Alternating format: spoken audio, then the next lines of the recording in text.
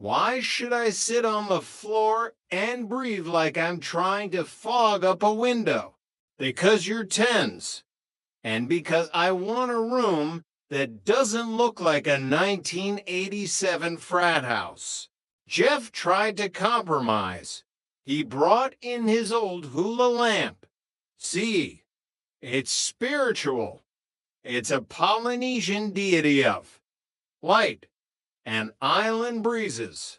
It's a lamp with a plastic skirt. Jeff, the battle for the spare room escalated until Jeff actually tried a yoga class with her. It lasted exactly for minutes before he got stuck in a position called downward facing dog and had to be helped up by a woman named Rainbow. I'm a gazelle on the softball field, Audrey, but on that mat, I'm a dying turtle, Jeff admitted later, nursing his pride with a beer. At least you tried, Audrey sighed, moving the mat to the corner. But the hula lamp stays in the closet. Chapter 19, The Registry War. Adam and Jennifer had entered the most dangerous phase of wedding planning, the registry.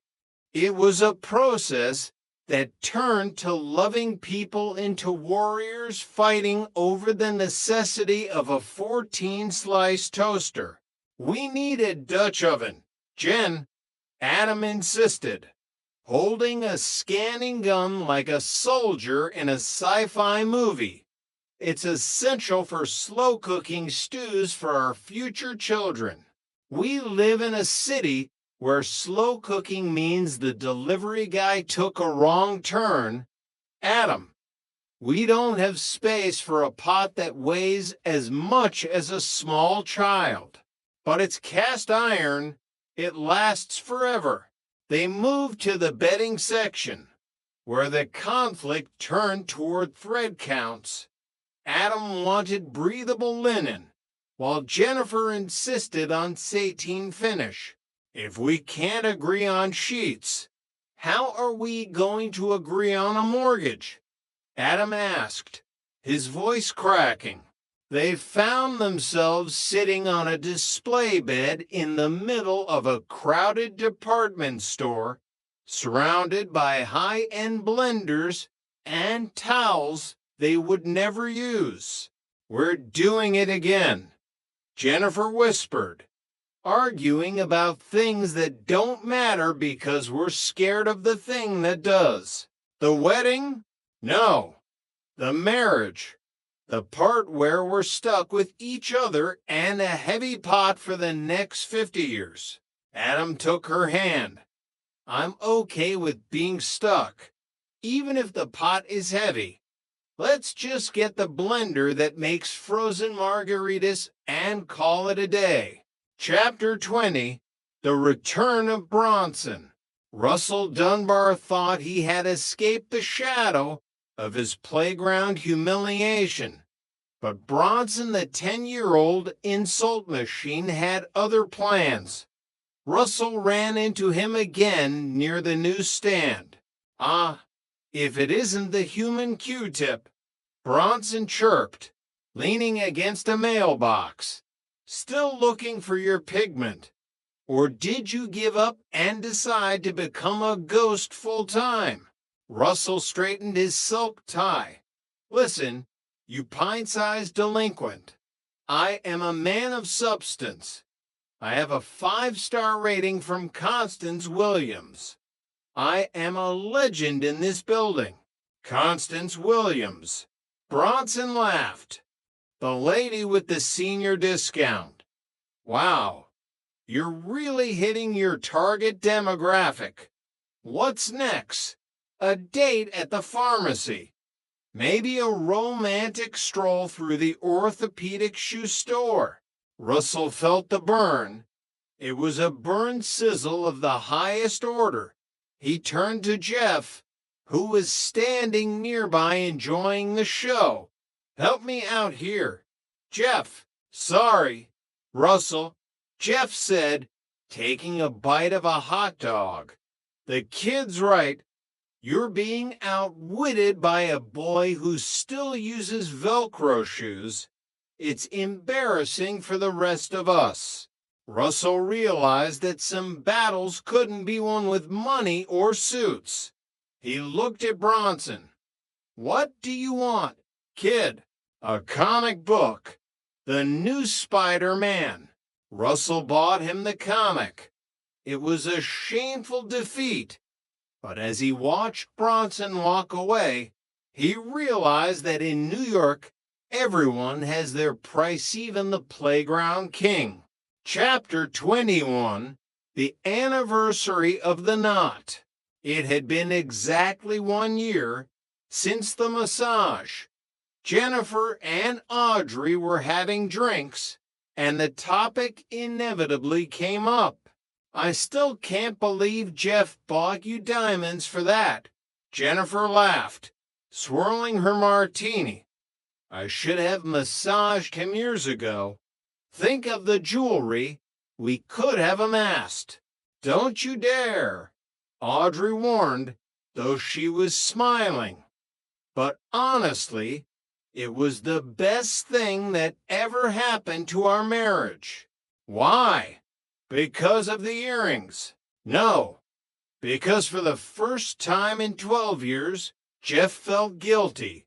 Usually, you're the one judging me for my bloody days or my shoe collection. But for 3 days, I was the one with the moral high ground. I milked that for everything it was worth. I got him to do the dishes twice. Jennifer shook her head. Marriage is just a long game of accumulating guilt points, isn't it? Exactly. Audrey agreed, clinking her glass against Jennifer's. And Jeff just handed me a jackpot. Chapter 22. The final score updated. Life in New York continued its frantic, hilarious pace. Jeff still engineered his waffles, though he now occasionally did a warrior pose while waiting for the toaster to pop. Audrey still climbed the corporate ladder, now as a senior deputy editor who actually enjoyed the Metropolitan Opera even if Jeff only went for the nap. Adam and Jennifer finally set a date. It wasn't in the suburbs, and there were no bears to kill. It was a small rooftop ceremony in the city they loved, with a registry that included a very heavy Dutch oven and a blender that made excellent margaritas. Sitting at the diner, the group looked at each other.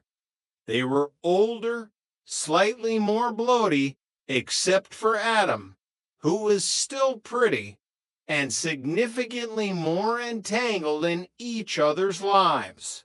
You know, Jeff said, looking at the last syrupy hole on his plate, we fight, we hide stuff in storage units, and we get our cars towed. But I wouldn't trade it. Not even for a version of me that doesn't miss 3 holes on the left flank. Audrey asked. Jeff looked at her, the diamond earrings catching the diner's neon light. Especially not for that. The flaws are what keep the distribution interesting. Outside, the city roared on 1,000,000 people, 1,000,000 rules, and 1,000,000 ways to fall in love. But inside the diner, the distribution was perfect.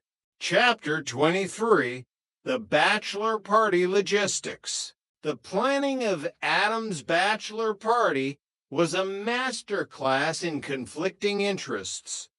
Russell wanted an all-inclusive trip to a place where the ratio of models to regular humans was 10-1.